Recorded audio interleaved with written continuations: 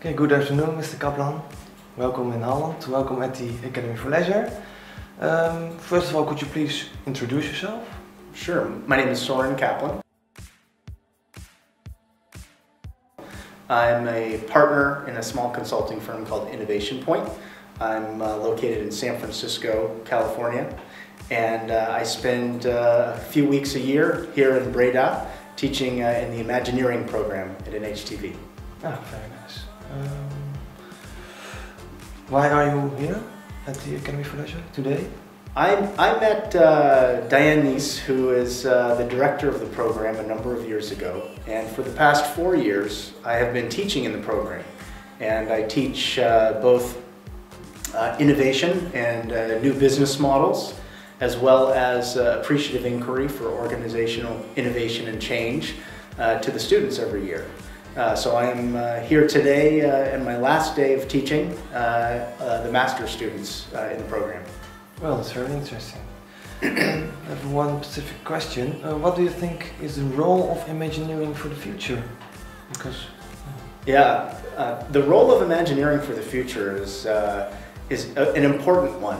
I think Imagineering really is about using your right brain to think about creative solutions and opportunities for the future.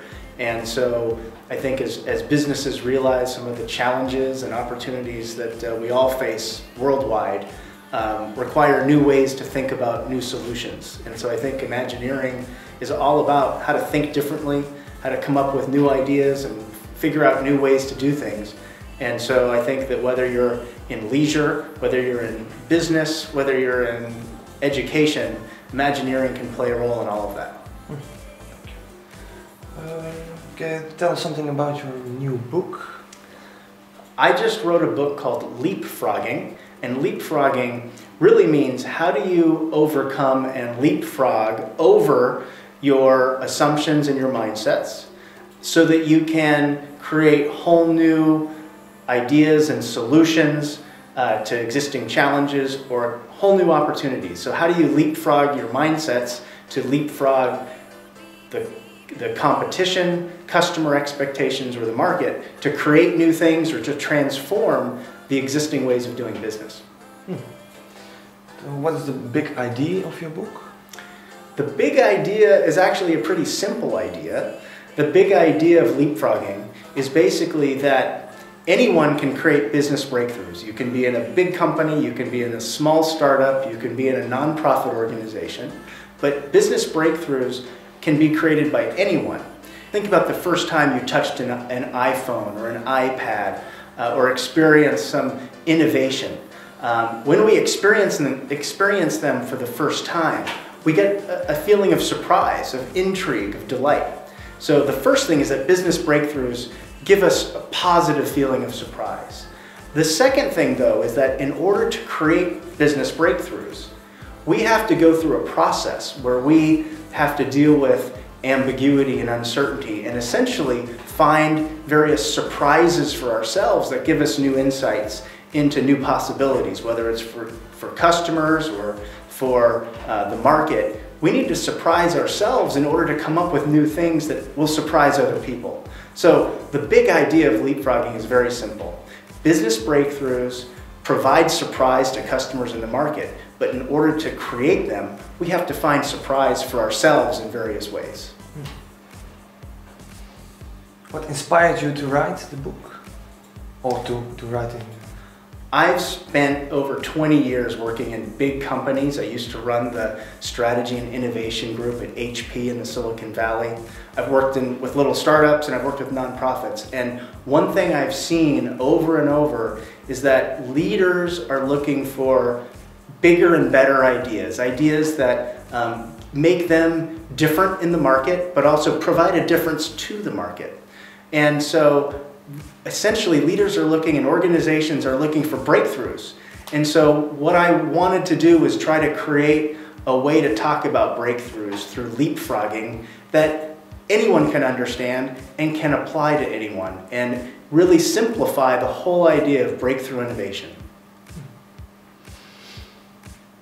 Why you? How are you uniquely qualified to provide this expertise? what I've done is I've used my experience and my background to try to create a simple framework that with practical tools that anyone can use. One of the interesting ways I came up with my ideas is that I moved my family to Paris for a year so that we could have a cultural experience from the United States going to Paris. There are some differences. And I stumbled upon this little cafe, which is the #1 coffee spot in Paris, and the New York Times says it's the best place to go. And what I realized is that as I was sitting there in the cafe day after day writing, I was sitting inside of a real breakthrough, how they operate their business. And it surprised me, and I realized that surprise is an element of what breakthroughs provide to their customers and to their consumers. And so I got a lot of the ideas from this experience of being surprised myself and then being able to write about how these companies that deliver breakthroughs are really delivering an element of positive surprise.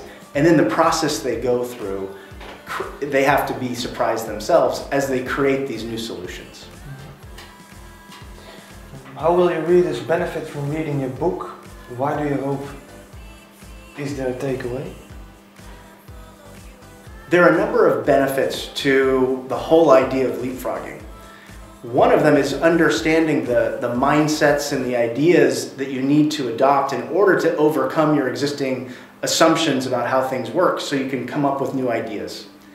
The other benefit of what I've tried to give to my audience and the readers of my book are very practical tools that can be used anytime, every day.